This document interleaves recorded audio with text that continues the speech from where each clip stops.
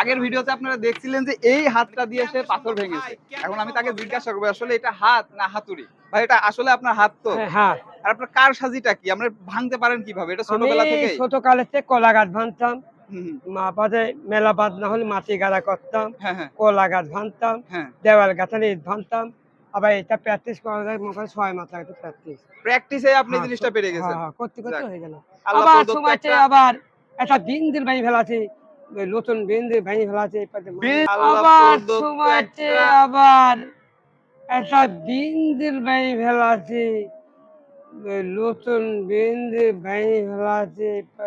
Building, building. হ্যাঁ, ভেঙে ফেলাছে। ভাই বলে বিল্ডিং ও ভাঙতে পারে। আসলে পিলাসটা পাথর বাজে, যে ভাঙতে পারে বিল্ডিং ও ভাঙতে তা পারে না? পিলাসটা ভাজে করতে পারি আমি।